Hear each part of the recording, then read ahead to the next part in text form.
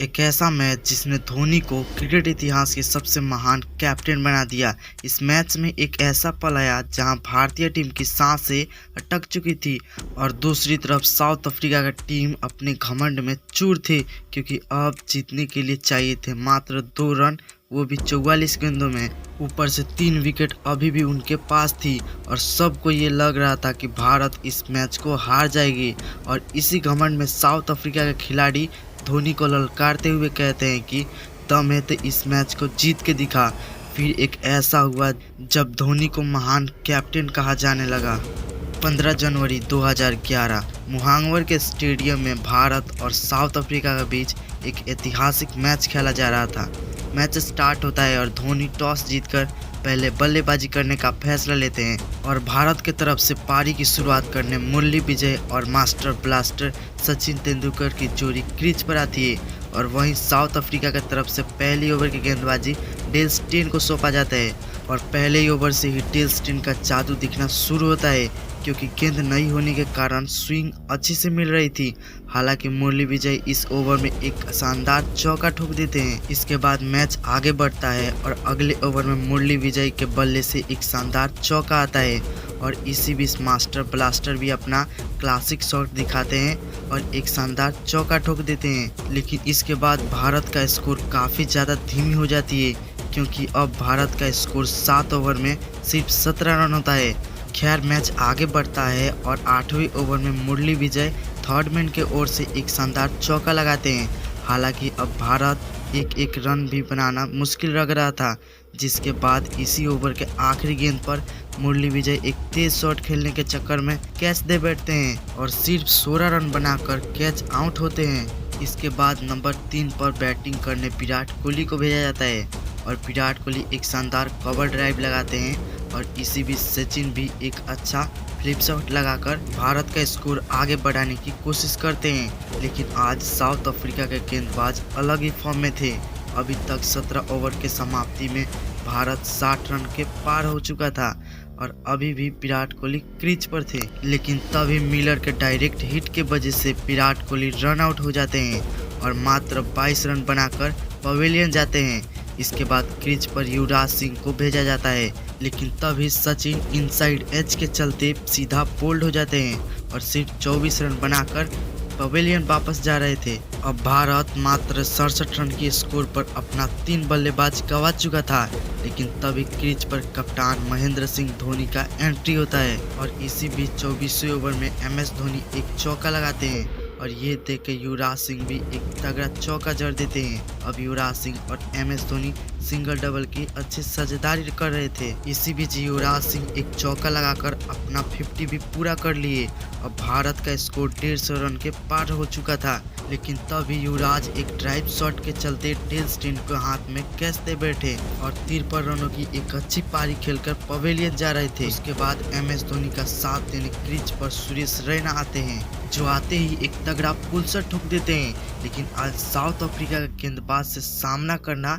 नामुमकिन लग रहा था और यही वजह है कि सुरेश रैना मात्र 11 रन बनाकर आउट हो जाते हैं। अब भारत का स्कोर 44 ओवर की समाप्ति पर मात्र 170 रन ही था, लेकिन अभी भी धोनी क्रीज पर डटे हुए थे, जिसके कारण सबको उम्मीद उन पर टिकी हुई थी। उसके बाद धोनी के साथ देने रोहित शर्मा क्रीज पर आते हैं। तभी 45वें ओवर में MS धोनी सीधा क्लीन बोल्ड हो गए और मात्र 38 रनों की पारी खेलकर वापस जा रहे थे।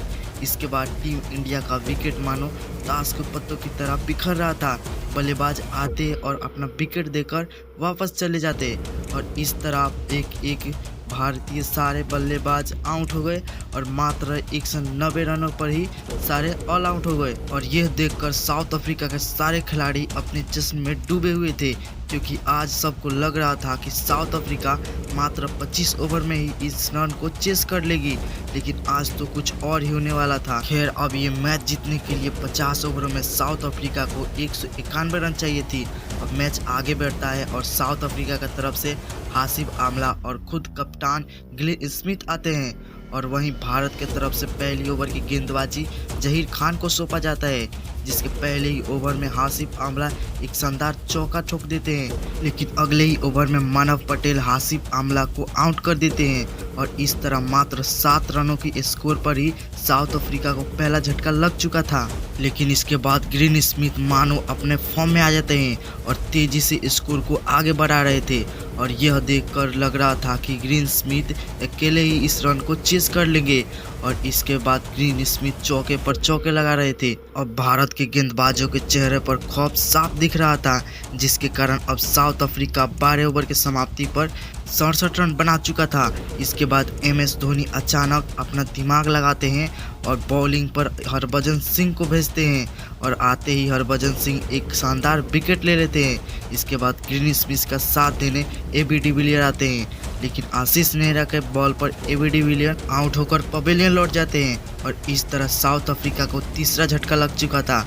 अब भारत का थोड़ा थोड़ा आस अभी भी था कि मैच जीत सके, लेकिन अभी भी ग्रीन स्मिथ के रूप में एक बड़ा कांटा रास्ते में पड़ा था। उसके बाद स्मिथ का साथ देने दुमनी आते हैं, जो आते ही एक शानदार चौका लगा देते हैं और स्मिथ के साथ मिलकर साउथ अफ्रीका का स्कोर 100 रनों तक ले जाते हैं। और ग्रीन स्मिथ के एक चौके के बाद अब साउथ अफ्रीका 22 ओवरों में ही 100 रन के आंकड़े को टच कर लेता है। अब यहाँ भारत के सामने हार साफ दिख रही थी। उसके बाद ग्रीन स्मिथ ने भी अपना 50 पूरा कर लिए थे। अब इन दोनों के बीच पार्टनरशिप के कारण साउथ अफ्रीका मात्र 28 ओवरों में 130 रन बना चुकी थी। अब यहाँ साउथ अफ्रीका को 130 गेंदों में मात्र 60 रन चाहिए थी और भारत को इस रन को डिफेंड करना था, जो नामुमकिन लग रहा था और पूरा स्टेडियम मान चुकी थी कि यह मैच भारत हार जाएगी।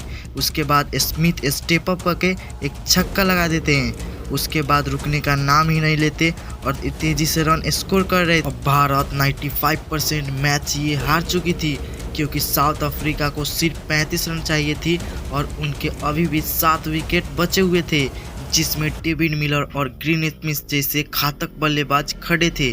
तभी MS धोनी मुनफ पटेल को गेंदबाजी करने भेजते हैं, जो आते ही ग्रीन स्मिथ को क्लीन बोल्ड कर देते हैं और इस तरह 152 के स्कोर पर साउथ अफ्रीका के सबसे बड़ी विकेट गिर जाती है। लेकिन अभी भी डेविड मिलर का तूफान क्रीज पर खड़ा था। उसके बाद डेविड मिलर कुछ शानदार चौके लगाकर स्कोर को तेजी से आगे बढ़ाते हैं और अब साउथ अफ्रीका को जीतने के लिए सिर्फ 30 रन चाहिए थी, लेकिन तभी जहीर खान डेविड मिलर को आउट कर देते हैं। अब साउथ अफ्रीका को इस मैच को जल्दी जीतने के चक्कर में अपना एक और बल्लेबाज को खो देती है। अब यहाँ साउथ अफ्रीका का खिलाड़ी इस मैच को जल्दी खत्म करने के चक्कर में अपना एक और बल्लेबाज को खो देती है। उसके बाद अफ्रीका के बल्लेबाज कुछ रनों की पार्टनरशिप करते हैं और अब साउथ अफ्रीका को 68 गेंदों में मात्र 14 रन चाहिए थे। इसी बीच विराट कोहली की अच्छी फील्डिंग के कारण साउथ अफ्रीका के एक और विकेट गिर जाती है। अब यहाँ साउथ अफ्रीका को एक और झटका लग चुका था। उसके बाद मोर्ने मुकल एक शानदार चौका लगाते हैं। अब साउथ अफ्रीका को जीतने के लिए मात्र 7 रन चाहिए थी और सिंगल डबल के कारण अब सिर्फ 3 रन चाहिए थी।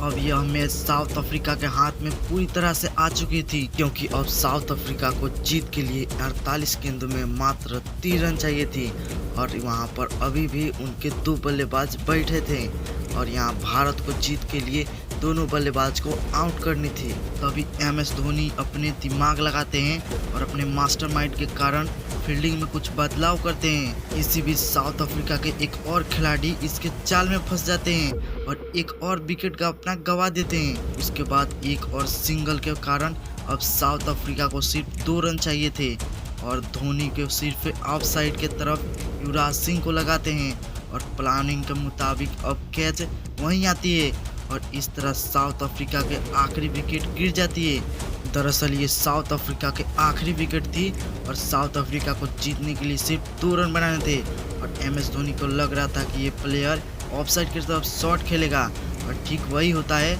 और वो फील्ड में बदलाव करते हैं और ऑफसाइड की तरफ युवराज सिंह को लगा देते हैं और ठीक ऐसा ही होता है और प्लेयर ऑफसाइड की तरफ शॉट खेलते हैं और सीधा युवराज सिंह के हाथों कैच आउट हो जाते हैं और इस तरह भारत सिर्फ 1 रन से इस मैच को जीत जाती है। हाँ, भारत हार के दरवाजे पर खड़ी थी और वहीं दूसरी तरफ साउथ अफ्रीका के खिलाड़ी अपने जश्न में डूबे हुए थे, तो दूसरी तरफ धोनी अपने मास्टरमाइंड के कारण सीधा गेम पलट देते हैं और सीधा भारत को 1 रनों से जिता देते हैं। लेकिन क्या आप लोग ये जानते हो कि सचिन को क्रिकेट भगवान क्यों कहा जाता है? तो ये जानने के लिए इस वीडियो पर क्लिक करो और इस चैनल को सब्सक्राइब कर देना। वहीं मिलते हैं, तब तक के लिए बाय।